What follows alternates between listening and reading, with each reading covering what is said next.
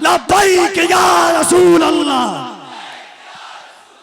लब्बैक लब्बैक लब्बैक या रसूल अल्लाह, लब्बैक। हाय हाय अल्लाह अल्लाह सुभान अल्लाह, अल्लाह सलामत रखे जियो।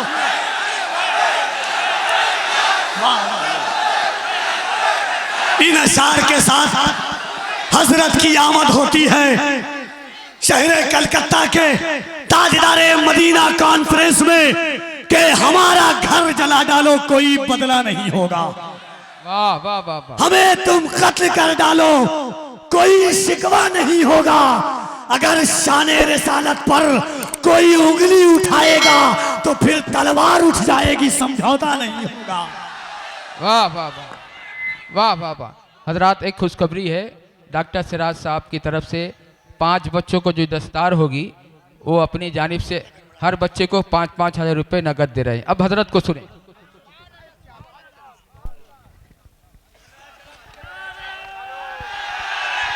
नारे तकबीर और जोर से नारे रिसालत।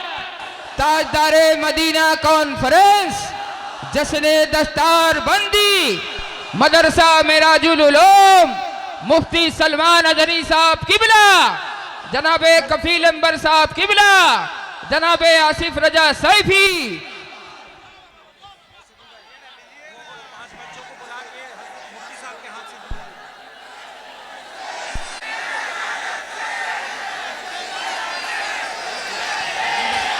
मिंबर नूर पर जलवाबार उलमाए ज़वील एहतराम मशाइख सादात हाज़रीन अहले सुन्नत व जमाअत, अस्सलामु अलैकुम व रहमतुल्लाहि व बरकातुहू।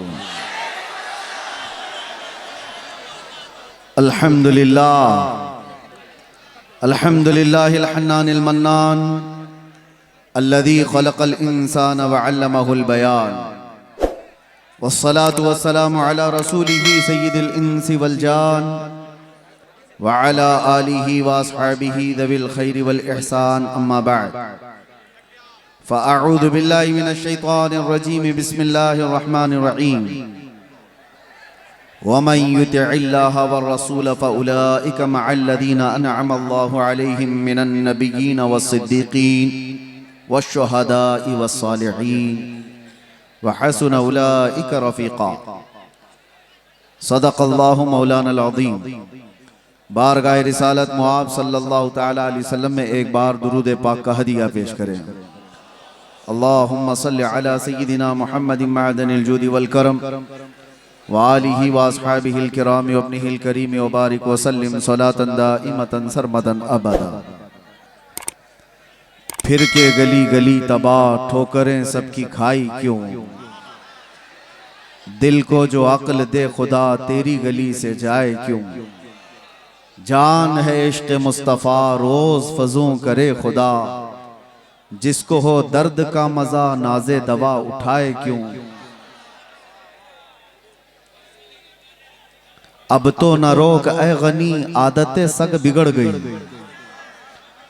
अब तो न रोक ए गनी आदतें सग बिगड़ गई, मेरे करीम पहले ही लुक़्मा तर खिलाए क्यों।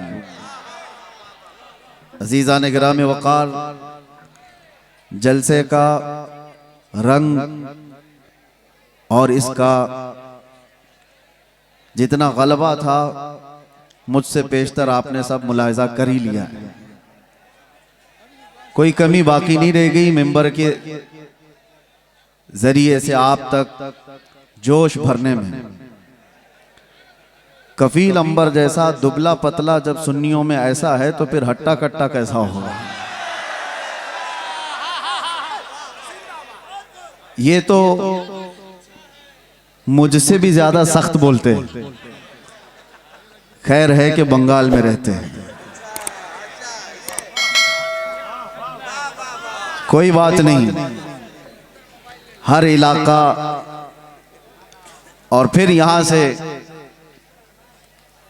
हजरत आसिफ रजा सैफी साहब को आपने समाअत किया, मंझी हुई गुफ्तगू, और हैरत मुझे उस वक्त होती है जब दो गले एक सुर में हुजूर की शान में मदह सराई कर रहे होते हैं। शकील साहब और शादाब साहब, अल्लाह इन आवाज़ों को सलामत रखे। वो बड़ी बात है मेरे अजीज़ों, गला है तो आज उसकी कीमत होती है। गाने में बहुत पैसा मिलता भी है।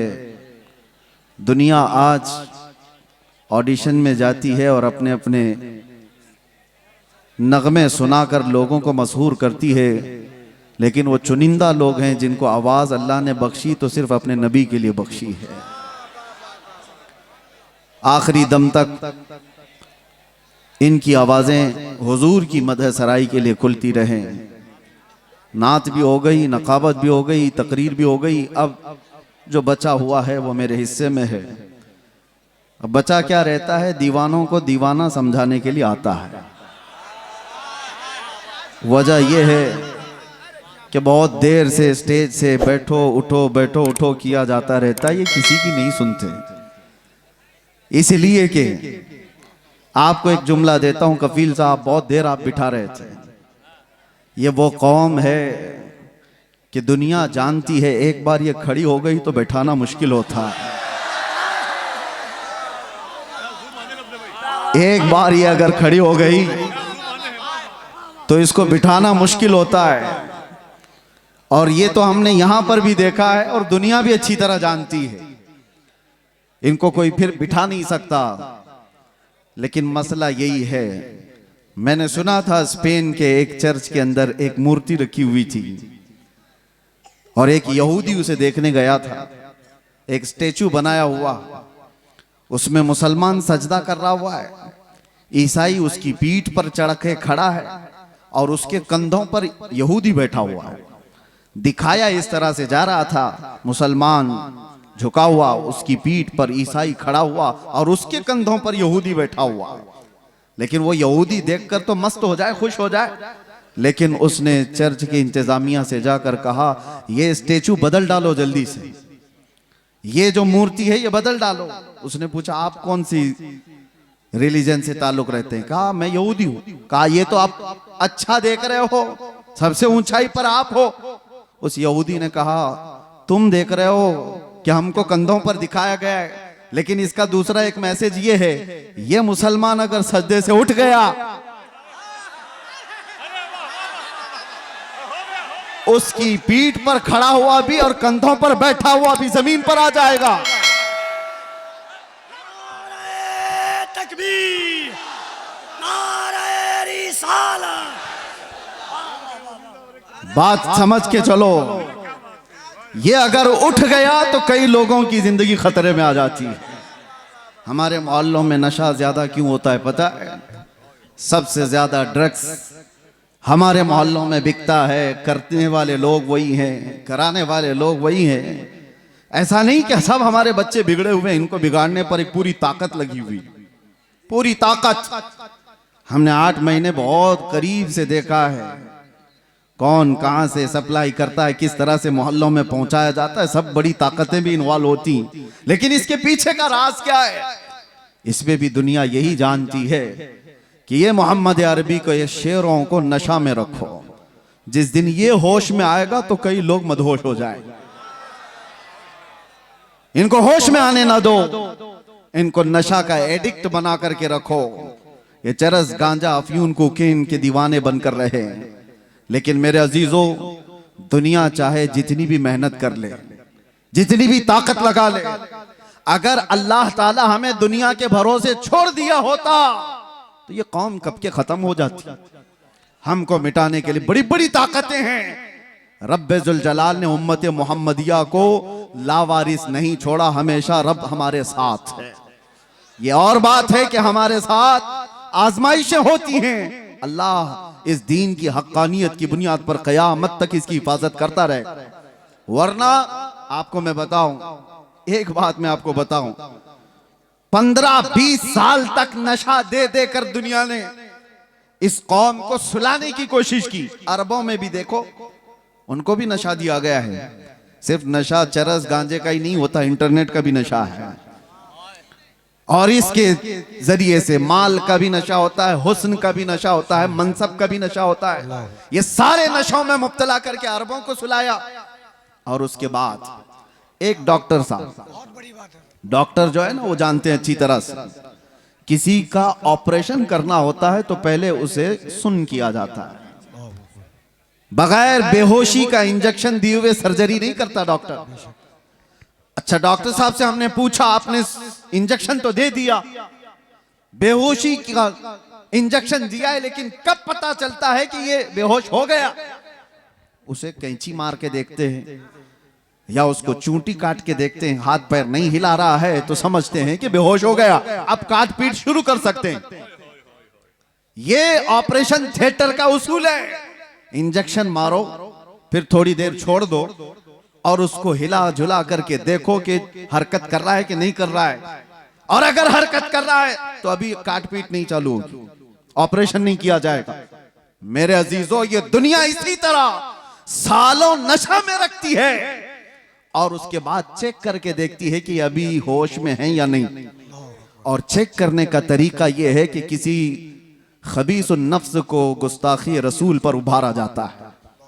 नबी पाक सल्लल्लाहु ताला अलैहि वसल्लम की शान में कोई गुस्ताखी करता है, वो इसीलिए कराया जाता है कि कौम मुस्लिम उम्मत मोहम्मदिया को देखें कि अभी ये होश में है कि मदहोश हो गए, हाथ पैर हिला रहे, आवाजें आ रही या सो गए, दुनिया देखती है। मैं और आलम की बात तो नहीं कहता, लेकिन मुझे फख्र है हिंदुस्तानी होने पर कि अल्हम्दुलिल्लाह यहाँ के बच्चे, यहाँ के मोहल्ले, यहाँ की आबादियां, इन्होंने नशा तो बहुत खिलाया है, लेकिन जब कभी किसी कुत्ते ने भौंका तो हर मोहल्ला खड़ा हो गया था, हर आबादी खड़ी नजर आई। और फिर तुमने देखा है पूरे हिंदुस्तान में शुमाल से लेकर जुनूब तक, मशरिक से मगरिब तक एक नारा गूंजने लगा, लब्बैक या रसूल अल्लाह। ये इस बात की अलामत थी कि नशा तो बहुत दिया, लेकिन हिंदुस्तानी मुसलमानों पर तुम्हारा नशा काम नहीं किया। ये आवारा तो हो गए मगर मेरे मुस्तफा के गद्दार नहीं हुए, गुनहगार तो हुए हैं। अजीजा ने गिरामी वकार, कौम मुस्लिम को हर जगह पहचाना जाता है।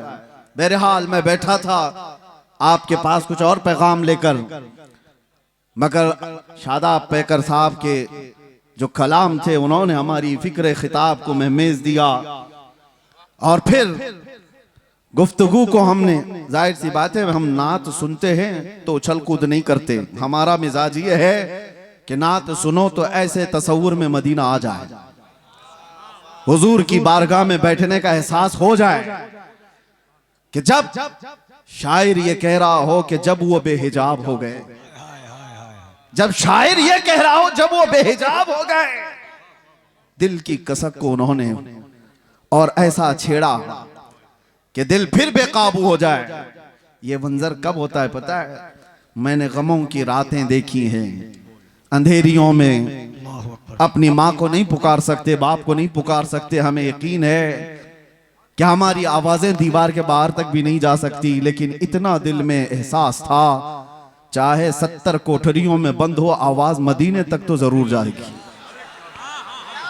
ये यकीन था पुख्ता। और